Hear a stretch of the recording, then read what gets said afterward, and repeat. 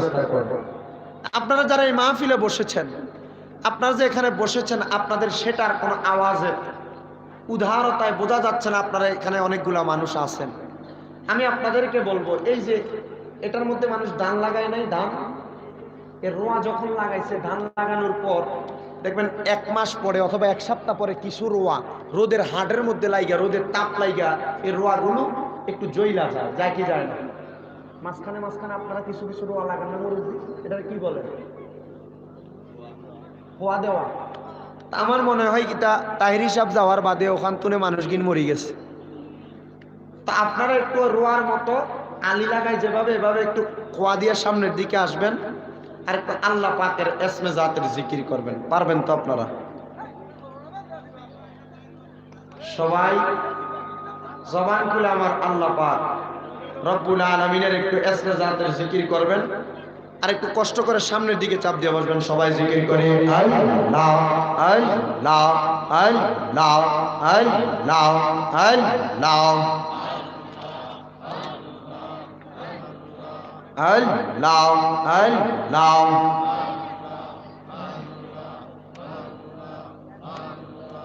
আল্লাহ আল্লাহ।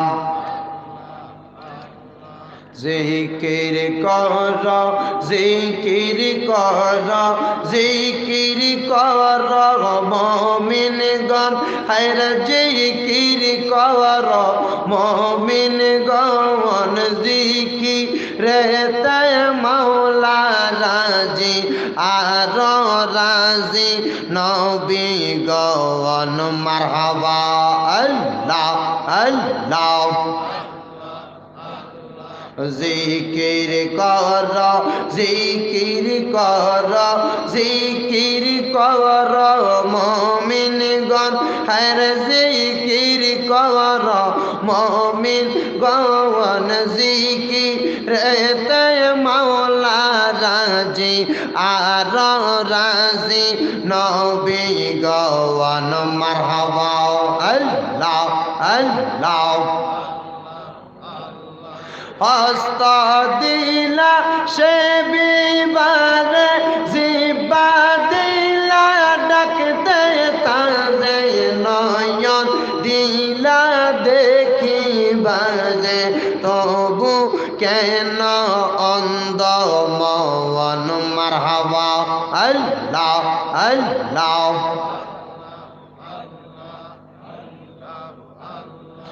নবীর প্রেমে পাগল হইলে, নবীর প্রেমে পাগল হইলে আল্লাহ তাআলা খুশি। নবীর দৌলত পহর দিবানে সে। মাশাআল্লাহ আল্লাহ আল্লাহ। নবীর প্রেমে পাগল হইলে, নবীর প্রেমে পাগল হইলে আল্লাহ তাআলা খুশি। নবীর দৌলত পহর দিবানে সে। মাশাআল্লাহ আল্লাহ আল্লাহ।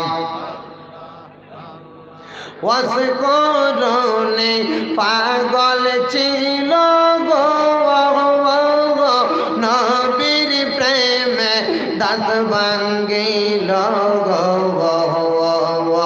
জুব্বা উপহার পাইল, জুব্বা উপহার পাইল, হইয়া উদাসীনে। নবীর দৌলত পহর দিবানে সে। মাশাআল্লাহ আল্লাহ আল্লাহ আল্লাহ। হামজা যে আশিক ছিল নবীর প্রেমে, জীবন দিল গো।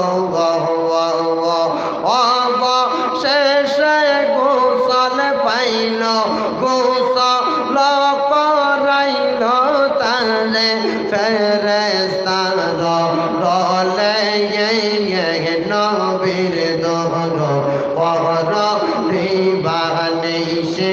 মাশাআল্লাহ আল্লাহ আল্লাহ নবীর প্রেমে পাগল হইলে নবীর প্রেমে পাগল হইলে আল্লাহ তাআলা খুশি নবীর দৌলত পড়ল দিবানে সেই মাশাআল্লাহ আল্লাহ আল্লাহ আদম দিয়ে কুদরতুল্লাহ আদম দিয়ে কুদরতুল্লাহ এই ভাবেতে প্রকাশ হয় কোরআন হাদিস খুলে দেখো আদম তো সামান্য নয় মারহাবা আল্লাহ আল্লাহ কুরআন হাদিস খুলে দেখো আদম তো সামান্য নয় মারহাবা আল্লাহ আল্লাহ সাইয়া দেখো কুরআনেতে আলিফ লাম মিম সিফাতে মাশাআল্লাহ আল্লাহ আল্লাহ আদম হইল নবীজির নূর আদম হইল নবীজির নূর সেই কথা কোরআনে কই কোরআন হাদিস খুলে দেখো আদম তো সামান্য নয় মাশাআল্লাহ আল্লাহ আল্লাহ লা ইলাহা ইল্লাল্লাহু মুহাম্মাদুর রাসূলুল্লাহ সাল্লাল্লাহু আলাইহি ওয়াসাল্লাম। একটা জবান বন্ধ রাখবেন না, সবাই জবান খুলে উচ্চ কণ্ঠে ধরে বলেন আল্লাহু আকবার। হে আমার হোসেনপুর এবং মজপুর ইসলামী যুব সংগঠনের ভাইয়েরা, এত সুন্দর যারা মাহফিলের আয়োজন করলেন, এই মাহফিলটার সার্থক হওয়ার পেছনে সবার হাত আছে। যারা মাহফিলের মধ্যে উপস্থিত হইলেন তাদের সবারও হাত আছে। কিন্তু বাবা গো, আমার আল্লাহ পাক রব্বুল আলামিন ডাক দিয়ে বলে, জগতের আমার বান্দার দলেরা, যত রং বেরঙের মাহফিল তোমরা করো না কেন, যদি তোমার বুড়া বুড়া মা বাবা ঘরের মধ্যে থাকে, ওই মা বাবার যদি তুমি কষ্ট দাও, তাইলে তোমার এমন মাহফিল করে কোনো লাভ হবে না। জোরে কথা বলেন না বাবা, ঠিক না বেঠি? ও বন্ধুরে, এই জন্য আমাকে যেহেতু বলেছেন মা বাবার উপরে একটু কথা বলার জন্য, শুধু মা বাবার উপরে সন্তানের দায়িত্ব এতটুক নয়, সন্তানের উপরে মা বাবার দায়িত্ব। আমি আমার আলোচনাটা ওই দিকেও নিয়ে যাচ্ছি। আল্লাহ পাক রব্বুল আলামিন কোরআনুল কারীমের মধ্যে, আল্লাহর কোরআনের মধ্যে আল্লাহ বলতেছেন, আউযু বিল্লাহি মিনাশ শাইতানির রাজীম বিবারাকাতি বিসমিল্লাহির রাহমানির রাহিম ওয়া'বুদুল্লাহা ওয়া লা তুশরিকু বিহি শাইআন ওয়া বিল ওয়ালিদাইনি ইহসানা।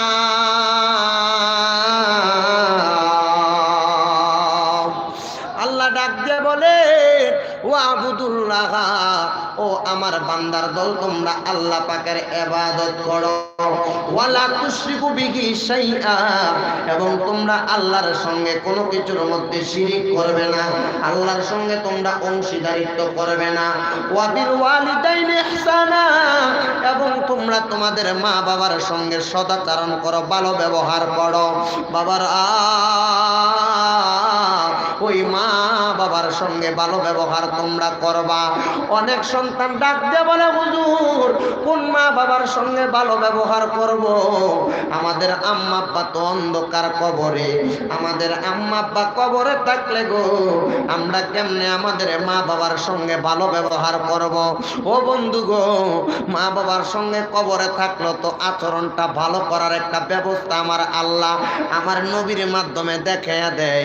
আমার নবী ডাক দিয়ে বলেন, উম্মত, ও আমি নবীর উম্মতের দলেরা, দুনিয়ার জমিনের মধ্যে যখন তোমরা কোনো মাহফিলের মধ্যে অথবা মজলিসের মধ্যে বসে যাইবা, যাদের মা কবরে, যাদের বাবা কবরে, ওই মা বাবার কবরবাসী যারা কবরে, তাদের জন্য তোমাদের দোয়া করার একটা রাস্তা আছে।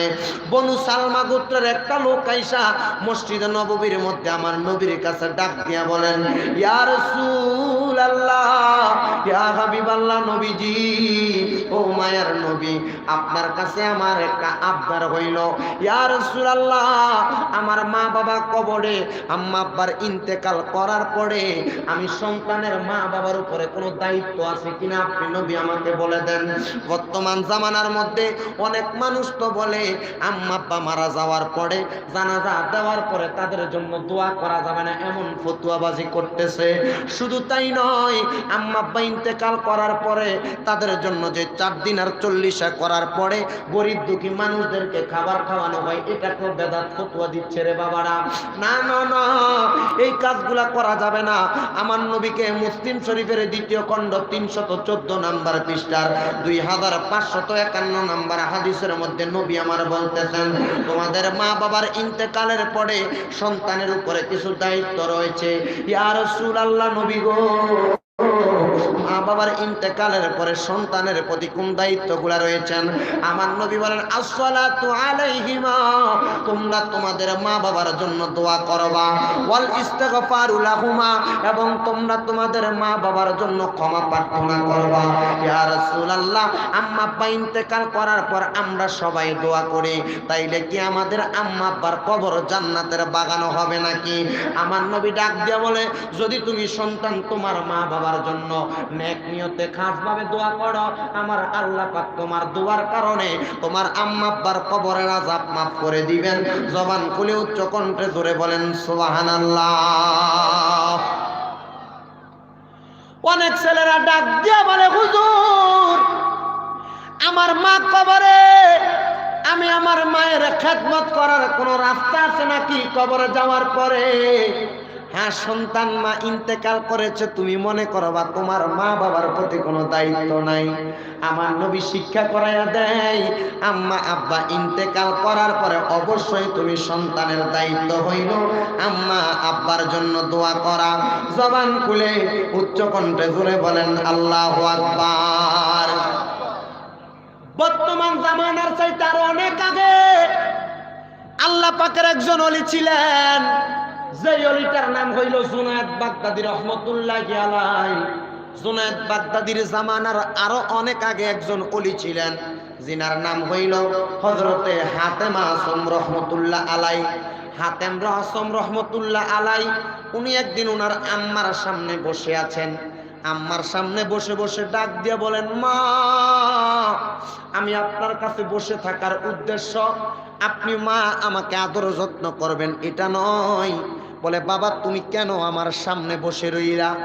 ডাক দিয়ে বলে, মা, আমি আপনার সামনে বসে থাকার উদ্দেশ্য, আল্লাহ পাক কার মরণটা কখন দেয় আমরা কেউ জানি না, তবে মা আপনার কাছে একটা আবদার হইল, আপনি মা যখন মারা যাবেন, মারা যাওয়ার আগে আমি সন্তানের জন্য একটু দোয়া করবেন, আমার আল্লাহ যেন আমি সন্তানকে বড় মাপের একজন আল্লাহর ওলি বানাইয়া দেয়। জোরে জোরে কি বলবেন না সুবহানাল্লাহ। মা ডাক দিয়া বলে, বাবারে, আমি মা তোমারে যদি দোয়া করে দেই তুমি বড় মাপের আল্লাহর ওলি হইবা, আমি মা তোমারে দোয়া করে দিব। তবে বাবা, আমি মায়ের দোয়া পাইতে হইলে তোমাকে 2টা কাজ করা লাগবে। ও মা, আপনি বলেন না আপনার দোয়া পাইতে হইলে আমাকে আর 2টা কোন কাজ করা লাগবে? ডাক দিয়া বলে, সন্তান, তোমাকে 2টা কাজের মধ্যে সর্বপ্রথম যেটা করা লাগবে, এই মুহূর্তে অল্প সময়ের মধ্যে তুমি ওযু বানাইয়া আসো।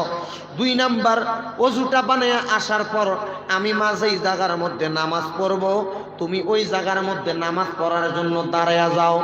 ছেলেটা আর দেরি করে না, নামাজ আদায় করার জন্য যখন দাঁড়ায়া গেছে, নামাজ আদায় করার জন্য দাঁড়ায়া ওই ছেলেটা আমার আল্লাহ পাক রব্বুল আলামিনের বান্দি, ওই মহিলা তার আম্মাকে ডাক দিয়া বলে, মা গো মা, ও আমার আম্মা জান, আমি যে আজকে আপনার সঙ্গে নামাজের মুসল্লার মধ্যে দাঁড়াইলাম, ও মা আপনি আমাকে নামাজের মুসল্লার মধ্যে কেন দাঁড় করাইলেন? ডাক দিয়ে বলে, বাবা তোমার দাঁড় করানোর উদ্দেশ্য হইল আমি আমার আল্লাহর কাছে হাত তুলে তুলে দোয়া করব, আল্লাহ আমার ছেলেটাকে আপনি বড় মাপের একজন ওলি বানাইয়া দেন, আমার ছেলেটাকে আপনি বড় মাপের একজন ওলি বানাইয়া দেন। এমন ভাবে যাইতে যাইতে যাইতে যাইতে রে অনেক সময় চলে যায়। হঠাৎ করে একদিন ওই হাতেমের আম্মা ইন্তেকাল করে। ইন্তেকাল করার পরে রে বন্ধুরা, হযরতে হাতেম রহমতুল্লাহ আলাই ওনার আম্মার লাশের কাছে দাঁড়াইয়া দাঁড়াইয়া কান্না করতেছেন আর ডাক দিয়ে বলেন, মা ও মা আপনার লাশের সামনে আমি কান্না করি, আপনি বলেছেন আমি সন্তানের জন্য একটু দোয়া করে দিয়ে যাবেন। ও মা আপনি কি আমার জন্য একটু দোয়া করবেন না? আমি সন্তান আপনার লাশের কাছে দাঁড়ায়া দাঁড়ায়া কান্না করতেছি, লাশের কাছে দাঁড়ায়া দাঁড়ায়া কান্না করি। হঠাৎ করে হযরতে হাতেমের সামনে দিয়া বড় মাপের একজন আল্লাহর ওলি হেঁটে যাচ্ছেন। আল্লাহর ওলি যায়া ডাক দিয়ে বলে, এ হাতেম তুমি কেন তোমার আম্মার লাশের কাছে দাঁড়ায়া দাঁড়ায়া কান্না করতেছো? ডাক দিয়ে বলে, হুজুর আমার মা, আমি সন্তানকে ইন্তেকাল করার আগে শপথ করে দিয়ে গিয়েছিল আমার মা নাকি আমি সন্তানের জন্য দোয়া করবে। ও হুজুর আমার আম্মা আমার জন্য কতটুক দোয়া করছে আমি জানি না, তবে আমার আম্মাটার জন্য আমার মনে বড় কষ্ট।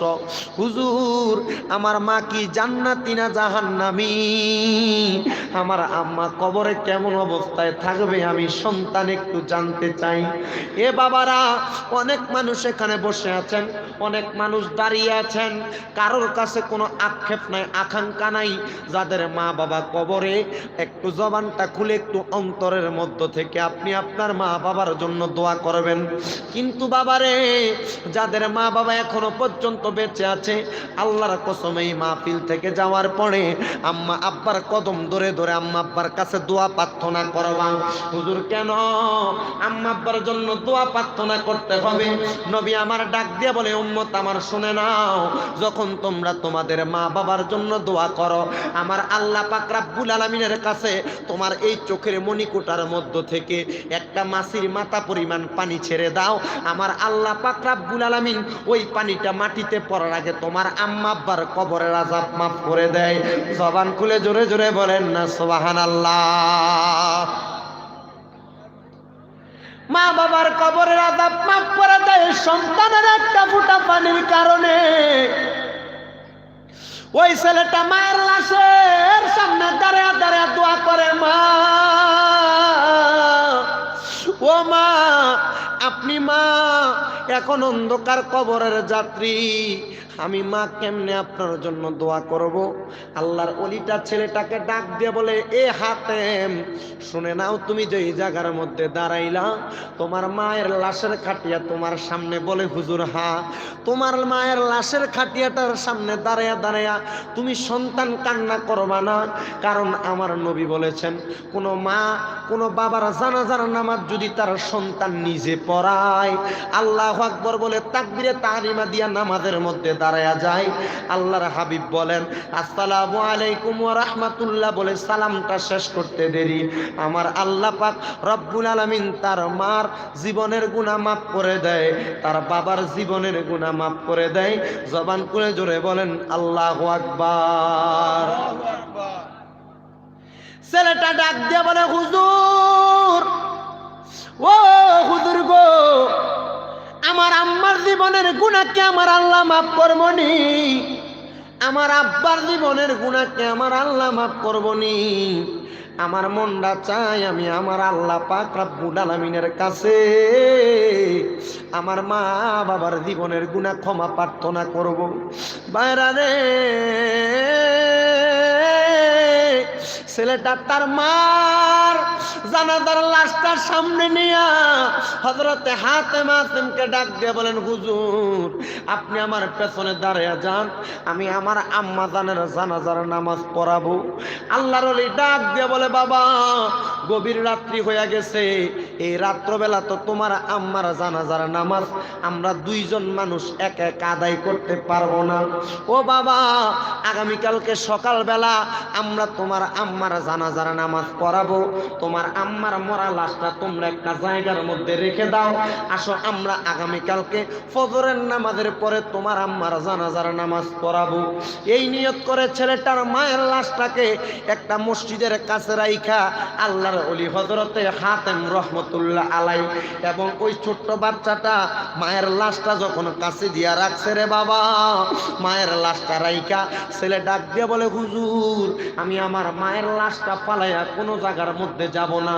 আল্লাহর ওলি ডাক দিয়ে বলে, বাবা আমার নবী হাদিসে মুবারাকার মধ্যে বলেছেন, ওয়াল ইস্তিগফারু লাহুমা ওয়াস সালাতু আলাইহিমা, তোমরা তোমাদের মা বাবার জন্য দোয়া করো এবং ইস্তিগফার কামনা করো, ক্ষমা প্রার্থনা করো। আসো তোমার আম্মা এখনো পর্যন্ত মরা লাশটা উপরে আছে, আমরা আজকে গভীর রজনীতে আমার আল্লাহর কাছে তোমার মায়ের জানাজার নামাজ পড়ানোর জন্য আল্লাহর কাছে দোয়া করব। একটা মানুষও তো নাই কে তোমার আম্মার জানাজার নামাজ পড়াবে, তুমি একটু আমার আল্লাহর কাছে দোয়া করো, আমার আল্লাহ চাইলে অল্প সময়ের মধ্যে তোমার মায়ের জানাজার নামাজ পড়ানোর ব্যবস্থা করে দিবেন। ছেলেটা বলেন, হুজুর কি করব? এবার ওই ছেলেটা তার মার লাশটা সামনে ফালাইয়া আর দেরি করে না, আল্লাহর ওলির সঙ্গে চলে গেলেন নামাজ আদায় করার জন্য। মসজিদের মধ্যে যখন নামাজ আদায় করার জন্য যাই, আল্লাহ পাকের বান্দাটা নামাজ আদায় করার জন্য মসজিদের মধ্যে প্রবেশ করলেন। মসজিদের মধ্যে প্রবেশ করার পর ছেলেটাকে ডাক দিয়ে বলে, বাবা তোমার ওযু আছে কিনা তুমি বলো। ছেলে ডাক দিয়ে বলে, হুজুর আমার ওযু আছে।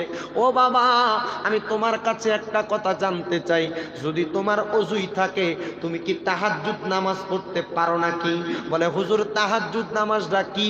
আমার আল্লাহ পাক রব্বুল আলামিন আমার নবীর মাধ্যমে জানাইয়া দেয়, ওয়া মিনাল লাইলি ফাতাহাজ্জাদ বিহি নাফিলাতাল লাকা আসা আইয়াবাসাকা রাব্বুকা মাকামান মাহমুদা।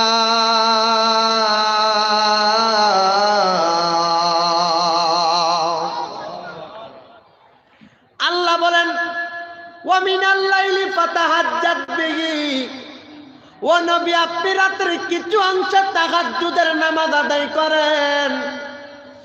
লাকা আসা আইয়াবাসাকা রাব্বুকা মাকামাম মাহমুদা, এটা আপনার জন্য আমার আল্লাহ পাক রব্বুল আলামিন খাস করে দিয়েছেন। শুধু তাই নয়, আমার আল্লাহ অতি সত্বরে তাহাজ্জুদের নামাজের কারণে আপনি নবীকে মাকামে মাহমুদ প্রদান করবেন। ও বাবা আমি তাহাজ্জুদের নামাজ পড়লে আমার আল্লাহ পাক কি আমার মা বাবার কবরের আযাব মাফ করবে নাকি? আসো না বাবা, মা বাবার কবরের আযাব যদি আমার আল্লাহ মাফ করে দেয়, আমরা এই মুহূর্তে দোয়া করে দেখি। আল্লাহর একটা নাম গফুর, আল্লাহ একটা নাম রহিম, আল্লাহর একটা নাম গফফার, আল্লাহর একটা নাম রহিম। আমরা তো আল্লাহকে ডাকতে জানি না, বিদায় আমার আল্লাহ পাক আমাদের মনের আশাগুলো পূরণ করতেছেন না।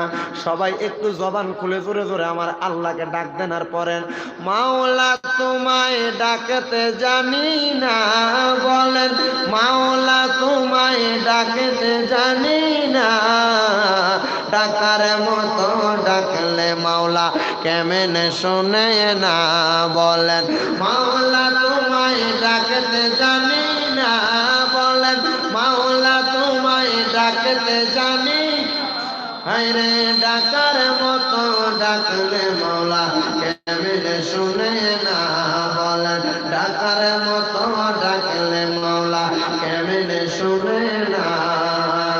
এক ডাকিলেন মুসা নবী, তোর পাহাড়ে গেছেন চলি, বলেন এক ডাকিলেন মুসা নবী, তোর পাহাড়ে গেছেন চলি, খোদার নূরে পাহাড় গলে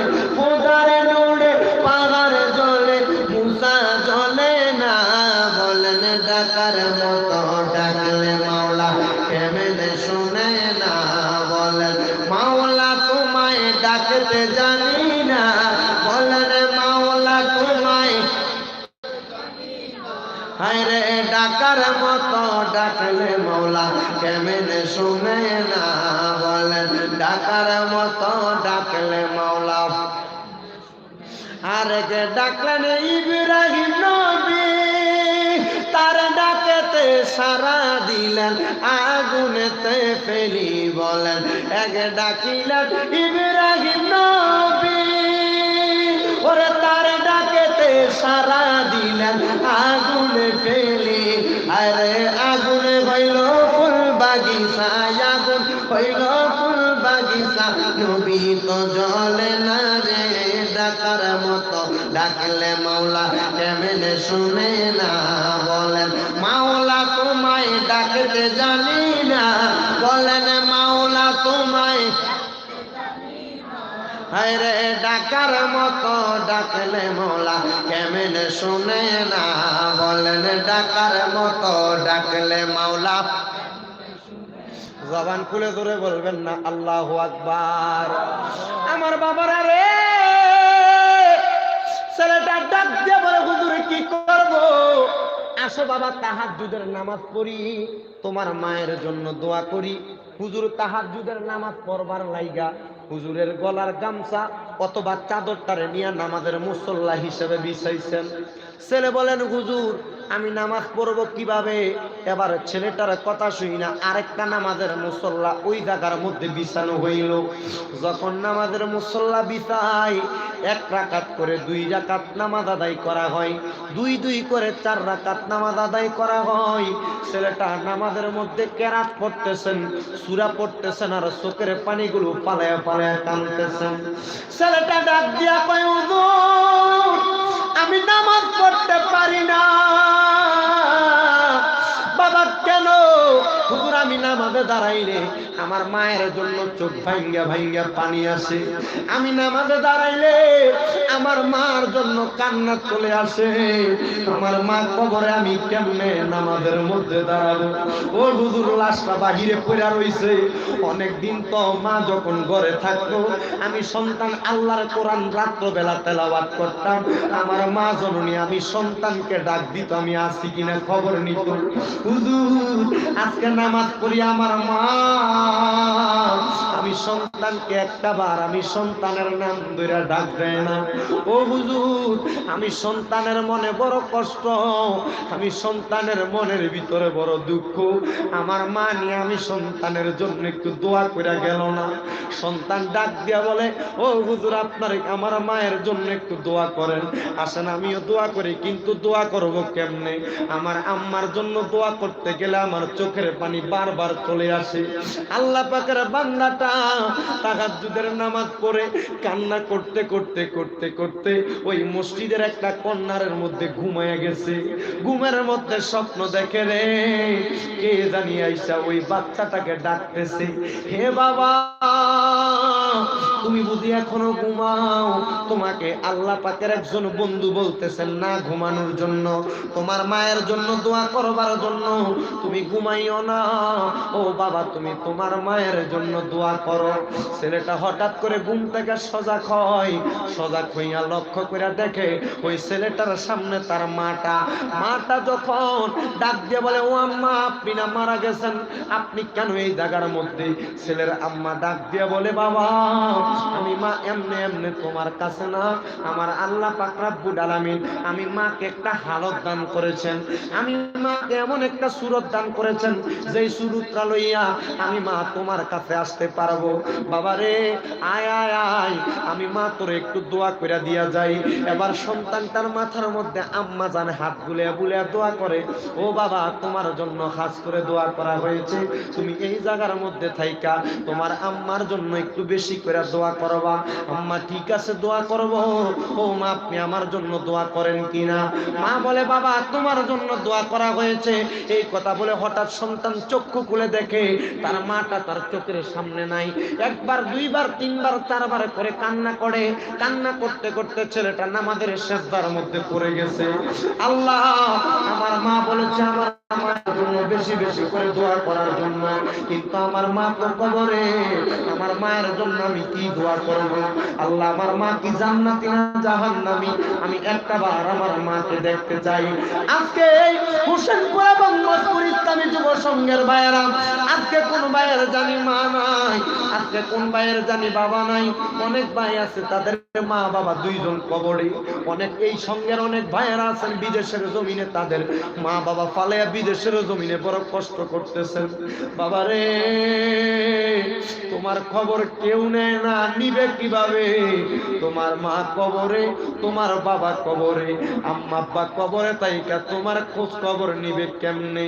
সন্তান বিদেশে থাইকো কান্না করে, দেশে থাইকো কান্না করে, কান্না করে লাভ নাই। আম্মা আব্বার কবরটা যেই জায়গার মধ্যে, আম্মা আব্বার কবরের সামনে যায় দাঁড়াইয়া যাইবা, কবরের সামনে দাঁড়াইয়া দাঁড়াইয়া রব্বির হামহুমা কামা রব্বায়ানি সগীরা ওয়া কুর রব্বির হামহুমা কামা রব্বায়ানি সগীরা বলে বলে বারবার যখন দোয়া করা হবে, আমার নবী বলেন সন্তান মা বাবার জন্য রব্বির হামহুমা কামা রব্বায়ানি সগীরা বলে দোয়া করলে আমার আল্লাহ ওই সন্তানের মা বাবার কবরে আযাব মাফ করে দেয়। জবান খুলে উচ্চ কণ্ঠে বলেন না সুবহানাল্লাহ। ছেলেটা নামাজের সরকার মধ্যে পড়ে পড়ে কান্দে। আল্লাহর ওলি ডাক দিয়া কয়, রে বাবা কান্দিস না রে, কান্দিস না, আয় সকালবেলা হয়ে গেছে, তোর মায়ের লাশটা দাফন করা লাগবে। ছেলে ডাক দিয়ে বলে, মায়ের লাশটা দাফন করব। লাশটাকে নিয়ে কবরে শোয়াইছেন। দেখতেছেন ওই কবরটার মধ্যে মানুষ মাটি দেওয়ার পর ওই কবরের মধ্যে কিন্তু সামান্য দুলাবালির মধ্যে সাদা মার্কিন কাপড়ওয়ালা লাশটাকে শোয়াইয়া দেওয়া হয়। ইমাম গাজ্জালি রহমতুল্লাহ আলাইহি ডাক দিয়ে বলেন, সাদা মার্কিন কাপড় পরায়া যদিও কোনো মানুষকে শোয়াইয়া দেওয়া হয়, কিন্তু না, শোনো শোনো শোনো, ওই মানুষটা যদি ইমানদার হয়, মানুষটার ইমান যদি তাজা এবং পোক্ত থাকে, ওই মানুষটার কবরে মাটির বিছানা থাকে না। আল্লাহ পাকের রহমতের তিনজন ফেরেশতা ওই ইমানদার বান্দাটার কবরে জান্নাতের সামিয়ানা বিছায়া দেয়। জবানটা খুলে জোরে জোরে বলেন সুবহানাল্লাহ। বাবারে, লাশটারে কবরে শোয়া দিয়া ওই ছেলেটা বাড়ির মধ্যে চলে যায়। আবার যোহরের নামাজ পড়ে, আসরের নামাজ পড়ে, আসরের নামাজ পড়ে ছেলেটা তারা আম্মার কবরের সামনে যায় দাঁড়িয়ে গেছে। দোয়া করে, আল্লাহ আমার মা কবরে কেমন আছে জানি না, আমার মায়ের কবরটা আপনি জান্নাতের বাগান বানাইয়া দেন। ছেলেটা বারবার বারবার যখন কান্দে, কান্না করতে করতে বড় বেকার হয়ে গেছে। হঠাৎ করে ওই ছেলেটার কাছে আল্লাহর ওলি আইসা ডাক দিয়া বলে, বাবা আর কান্দিস না, তুমি তোমার মার জন্য শুধু দোয়া করবা, রব্বির হামহুমা কামা রব্বায়ানি সগীরা। সবাই পড়েন, রব্বির হামহুমা কামা রব্বায়ানি সগীরা ওয়া কুর রব্বির হামহুমা কামা রব্বায়ানি সগীরা। আমার নবী বলেন, কোন মা মারা যাওয়ার পর, কোন বাবা মারা যাওয়ার পর সন্তান তার এই চোখের মনির মধ্যে দুইটা মাছির মাথা পরিমাণ পানি এনে কান্না করবে। এই পানিটা মাটির মধ্যে পড়ার আগে আমার আল্লাহ তার মা বাবার কবরের আযাব মাফ করে দেয়। জবান খুলে উচ্চ কণ্ঠে জোরে জোরে বলেন না আল্লাহু আকবার। ছেলেটাকে হুজুর শিখিয়ে দিলেন, বাবা বাড়িতে যাও, তুমি তোমার মায়ের জন্য বেশি বেশি করে দোয়া করো। মায়ের জন্য দোয়া করব হুজুর, এই দোয়াটা কেমনে করব? আমরা তো এই দোয়া করলে এই দোয়াটাকে বর্তমান জামানায় বেদাত বলে ফতোয়া দেওয়া হচ্ছে, কিন্তু নবী আমার বলে, না না না, মা বাবার ইন্তেকালের পরে সন্তানের দায়িত্ব হলো মা বাবার জন্য আসসালাতু আলাইহিমা বেশি বেশি করে দোয়া করো। বেশি বেশি করে দোয়া করার কথা বলা হয়েছে, ওয়াল ইস্তিগফারু লাহুমা, এবং তুমি তোমার আম্মা আব্বার জন্য ক্ষমা প্রার্থনা করো। ছেলেটা বাড়ির মধ্যে যাইয়া মা বাবার জন্য দোয়া করবে। দোয়া করতে করতে নামাজের মুসল্লায় হাত তুলে আমার আল্লাহর কাছে দোয়া করতেছেন। ডাক দিয়ে বলে, আল্লাহ আমার মা কবরে কেমন আছে জানি না গো, আমার কবরের আযাব মাফ করে দাও। আমি জানতাম মায়ের কবরের মধ্যে চলে যাওয়ার আগে লাগে প্রত্যেকটা মায়ের পায়ের নিচে সন্তানের বেহেশত। আজকে আমার বেহেশত তো আমার ঘরের মধ্যে নাই, আমি আমার মায়ের খেদমত করতে পারতেছি না, আমার মা কবরের মধ্যে চলে গেছে। আল্লাহ আমার মায়ের কবরটারে আপনি জান্নাতের বাগান বানিয়ে দেন। এমন ভাবে ছেলেটা কান্না করে, বারবার কান্না করে, বারবার কান্না করে। হঠাৎ করে ছেলেটা দেখতে পাই না, ওই ছেলেটার ঘরের মধ্যে কে জানি একজন এসে ডাকতে বলে, বাবা কান্দো না গো, তোমার মা অন্ধকার কবরে জান্নাতের মধ্যে আছে। ও বাবা, কে আপনি? আপনি আমাকে বলতেছেন আমার মা কবরের মধ্যে জান্নাতের মধ্যে আছে? আমার মা কবরের মধ্যে জান্নাতে আছে, আমি এটা বিশ্বাস করি না। আমি নিজের চোখে দেখবো আমার মা কি কবরে জান্নাতি না জাহান্নামী। এবার একবার বলে, দুইবার বলে, তিনবার বলে, বাবা তুমি তোমার মা কবরে জান্নাতি না জাহান্নামী দেখতে চাও, তাইলে এখন তুমি আরেকবার তুমি তোমার আল্লাহর কাছে তোমার মার জন্য দোয়া করো। ও বাবা দোয়া করো, মার জন্য আবারও দোয়া করতেছেন। দোয়াটা করার পরে আবার আল্লাহ পাকের বান্দা যখন বারবার দোয়া করেন, ওই মানুষটা ডাক দিয়ে বলে, বাবা চোখ বন্ধ করো। চোখটা বন্ধ করার পর ওই মানুষটা তার চোখের মধ্যে হাতটা বুলিয়ে দিলেন। হাতটা বুলানোর পরে ওই আল্লাহ পাকের বান্দা ছোট ছেলেটা লক্ষ্য করে দেখে গো, ওই ছেলেটা ওই জায়গার মধ্যে হঠাৎ কইরা একটা ফুলের বাগান সুন্দর করে দেখা যায়। আর ওই ফুলের বাগানের মধ্যে কে জানি একজন হাঁটা চলা করতেছেন, হাঁটা চলা করতেছেন, আর হাঁটা চলা করতেছেন। হাঁটা চলা কইরা একটা জায়গার মধ্যে যাইয়া নিরলে নিরলে বইসা আছেন। আর নিরলে নিরলে যখন বইসা আছেন, ছেলেটা ডাক দিয়ে বলে, কে কে আপনি? আপনার পরিচয় কি? উনি ডাক দিয়ে বলে, আমি আর কেউ না রে বাবা, আমি হইলাম তোমার মা। ও মা, আপনি না ইন্তেকাল করেছেন, আপনি এই জায়গার মধ্যে কি করেন? বলে, বাবা আমার আল্লাহ ইন্তেকাল করার পরে আমি আম্মারে এই জান্নাতের ভিতরে দিছি। ও মা, এই জান্নাতের ভিতরে আপনি একা একা কি করেন? মা ডাক দিয়ে বলে, বাবা আমি কিছুই করি না, একটা কাজ করি, ওই কাজটা হইল আমি মা তুমি সন্তানের অপেক্ষা করি। মা গো মা, আমি সন্তানের কেন অপেক্ষা করেন? মা ডাক দিয়া বলে, বাবা অল্প কিছুদিন পরে তুমি নামাজ আদায় করবা, নামাজ আদায় করার পরে তুমি সন্তান, নামাজ আদায় করার পরে আমার আল্লাহ পাক রব্বুল আলামিন তুমি সন্তানকে নামাজের সেজদা অবস্থায় মৃত্যুবরণ করাবে, তুমি সন্তানকে ইন্তেকাল করায়া দিবে। ও বাবা তুমি সন্তান, এখন তুমি নামাজের মধ্যে লাইগা যাও। আম্মা গো, আপনি যে নামাজের অবস্থায় আমার মরণ হবে বলতেছেন, তাইলে আমি সন্তানকে অল্প কিছুদিন পরে মারা যাব নাকি? এবার ছেলে এই খবরটা শুই না আল্লাহর ওলিকে ডাক দিয়ে বলেন, আল্লাহর ওলি গো, আমি আগামীকালকের মধ্য থেকে নামাজ আদায় করা শুরু করলাম, তবে একটা কথা সত্য, নামাজ যে পড়বো আমার মা বলেছেন আমি নামাজের সেজদার মধ্যে মারা যাব। হুজুর আমি মারা যাওয়ার পর আমার কবর যেই জায়গায় দিবেন, ওই কবরটা যেন আমার মায়ের কবরের পাশে হয়। জবান খুলে জোরে বলেন না সুবহানাল্লাহ। আমার মায়ের কবরের পাশে আমার কবর দিয়ে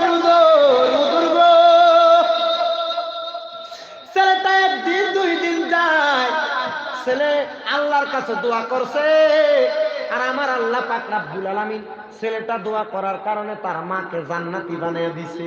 কিন্তু ছেলেটার মনে কষ্ট, আল্লাহ আমার মা আমার জন্য দোয়া করছেন, আমিও আমার মায়ের জন্য দোয়া করছি, কিন্তু মা বাবা তো জান্নাতের সমতুল্য, আমার জান্নাত দুনিয়ার জমিনে নাই, আমি কার সেবা করব?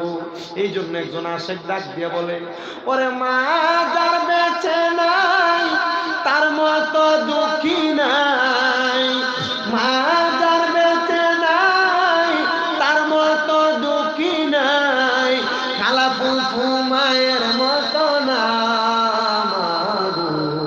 জান্নাতের চাবি আমার মা, জান্নাতের চাবি আমার মা,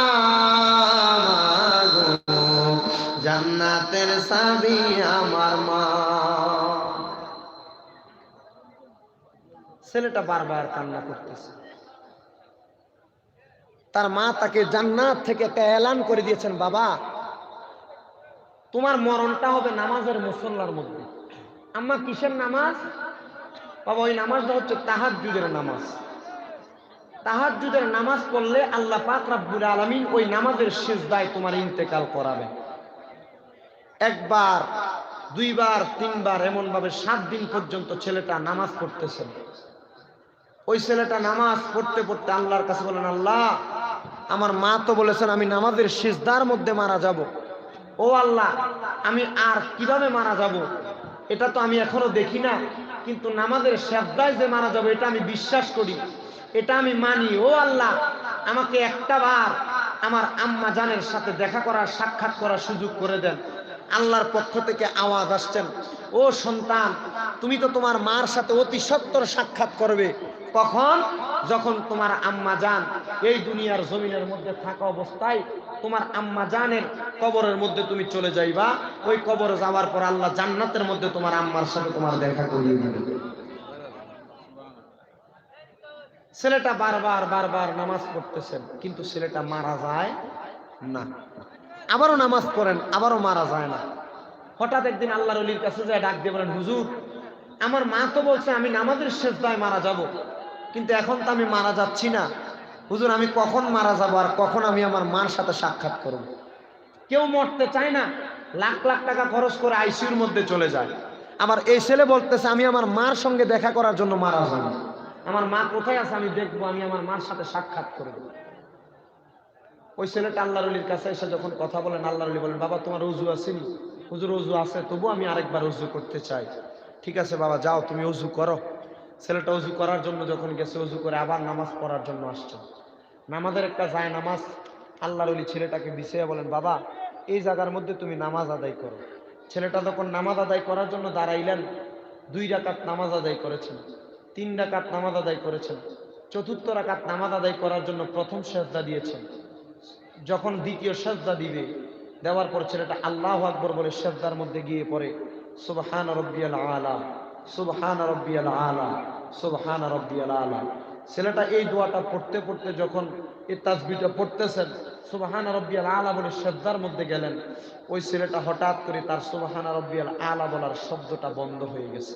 আল্লাহর ওলি ডাক দেয়, বাবা ও হযরতে হাতেম আসম, তুমি ঘুম থেকে ওঠো, তুমি কেন সিজদায় পড়ে ঘুমায় গেলা?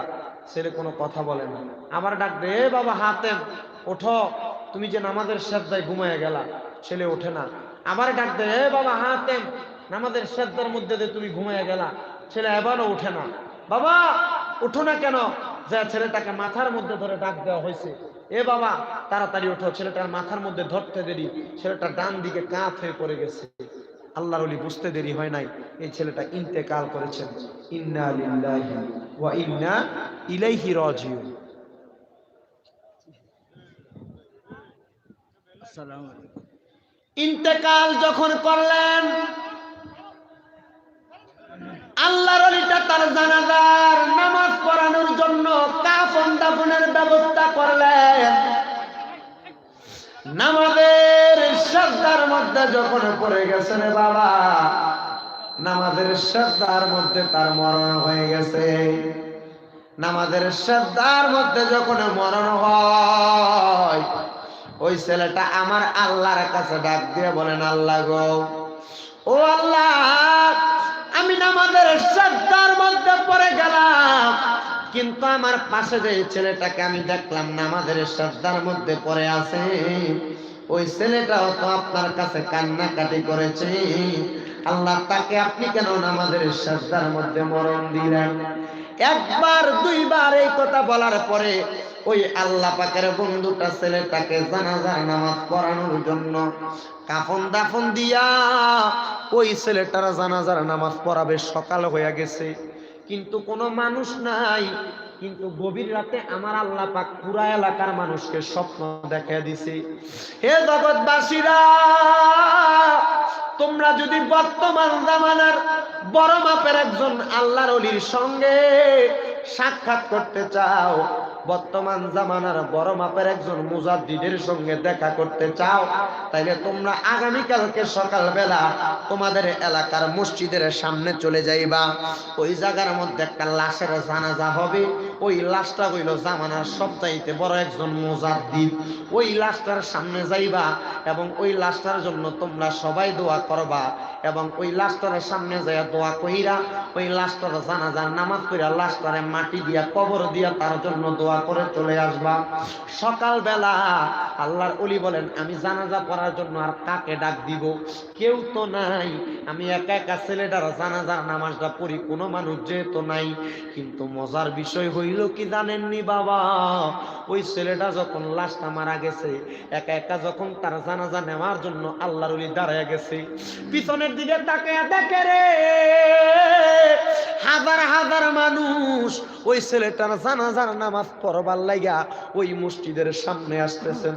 আল্লাহর ওলি দাঁড়াইলেন, একজন তো মানুষ আমি এখনো পর্যন্ত দেখলাম না, এই একটা মানুষের জন্য এতগুলা মানুষ কোন দিক থেকে জানি বারবার আসতেছে, বারবার আসতেছে। এ মানুষ আপনারা কেন এখানে আসলেন? বলে আমরা গতকালকে রাত্রে স্বপ্ন দেখেছি বড় মাপের একজন মুজাদ্দিদের জানাজার নামাজ আমরা আদায় করবো এই মসজিদের সামনে। কোথায়? লাশটা কি এখনো মসজিদের সামনে আসছে নাকি?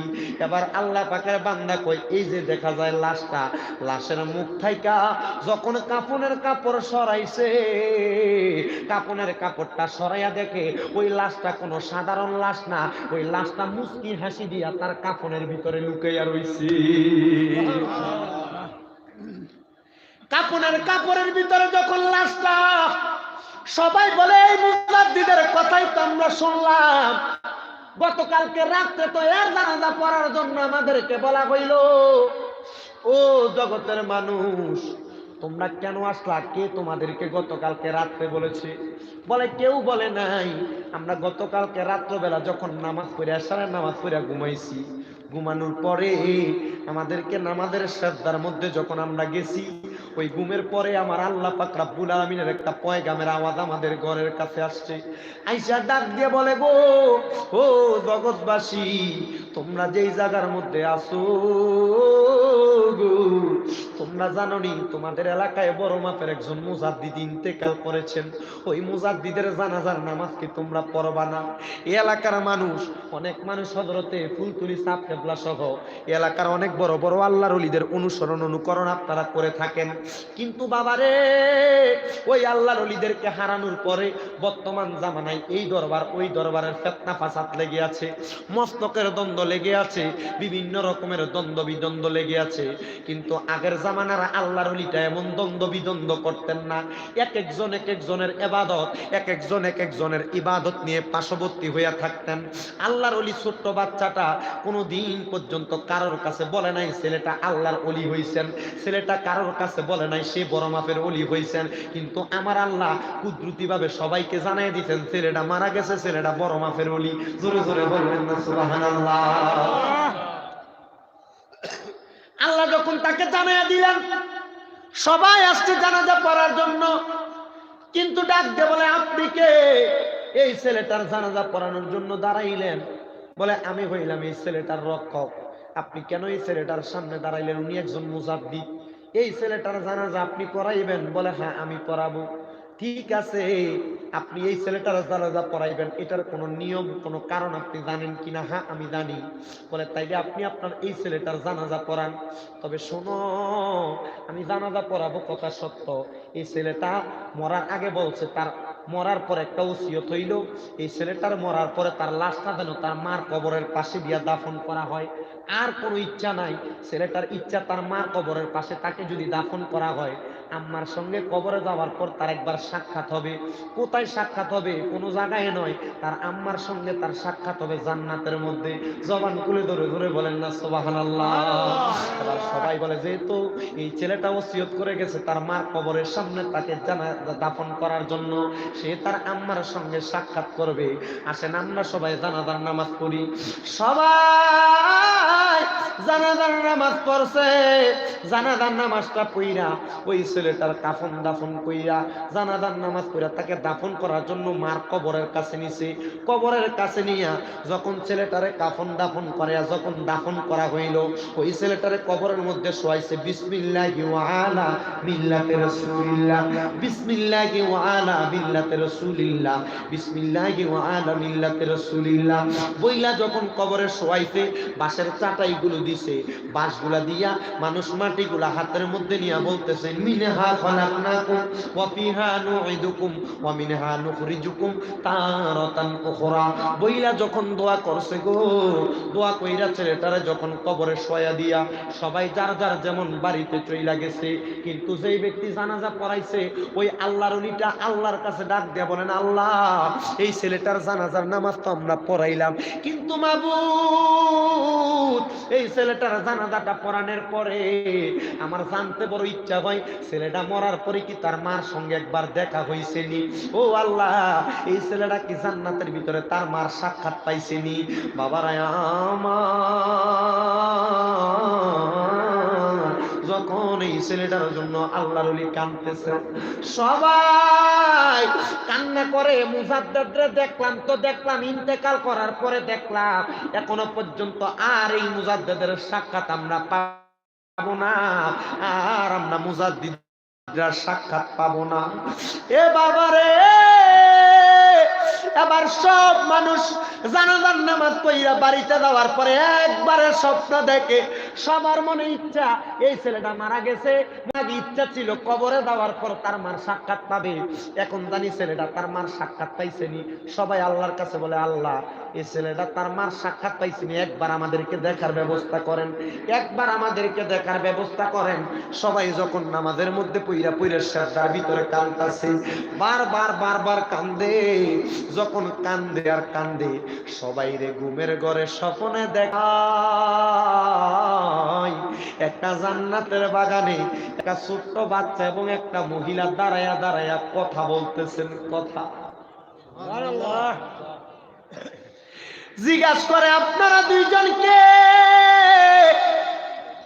কি আপনাদের পরিচয়? চেহারাটা ঘুরে দেখতেছেন, আমরা কেউ না। আমি হইলাম যেই ছেলের জানাজা তোমরা পড়লা, আমি হইলাম ওই ছেলে। আর যেই মহিলারে দেখতেছ উনি হইলেন আমার মা। এই জামানার মুজাদ্দেদ, তুমি মরার পরে আমাদেরকে আল্লাহর পক্ষ থেকে ইলহাম জানাইয়া দেওয়া হয়েছে তোমার জানাজার নামাজে যেন আমরা শরীক হই। তোমার জানাজার মধ্যে একজন বলছে তুমি মরার পর তোমার মার কবরের কাছে কবর দেওয়ার জন্য, যেন তুমি তোমার মার সাথে সাক্ষাৎ পাও। তোমার মা কই? বলে এই যে আমার মা। এ বাবা, মরার পরে তোমার কবরের অবস্থাটা কেমন? ডাক দিয়ে বলে, শোনা, মরার পরে আমার আল্লাহ, আমি যখন আমার মার জন্য দুনিয়াতে বেশি বেশি দোয়া করলাম, আমি আমার মায়ের কবরের সামনে চলে আসলাম। আমার মার কবরের কাছে যখন আমি শুয়ে গেলাম, আমার আল্লাহ পাক আমি কবরে যাওয়ার পর আমি সন্তানকে আর কোনো বাধা বিপত্তি দেয় নাই। আমার আল্লাহ পাক রব্বুল আলামিন আমি সন্তানকে আমার মায়ের সাথে জান্নাতি বানায়া দিয়েছে। জবান খুলে জোরে জোরে বলেন না সুবহানাল্লাহ। তাহলে বোঝা যায় কোন সন্তান যদি তার আম্মা আব্বা ইন্তেকাল করার পর আম্মা আব্বার জন্য খাস করে দোয়া করে, আমার আল্লাহ আমার নবীর উসিলায় তার আম্মার সাথে তাকে জান্নাতি করতে পারে কি পারে না? আরো জোরে বলেন না, পারে কি পারে না? আল্লাহ পাক আমাদের সবাইকে আমাদের সকলের আম্মা আব্বার খেদমত করার এবং আম্মা আব্বার জন্য দোয়া করার তৌফিক দান করুন। জোরে পড়েন আল্লাহুম্মা আমিন। আসুন আমরা সবাই আমার নবীর দাঁড়ায় সালাম দেই, ইয়া নবী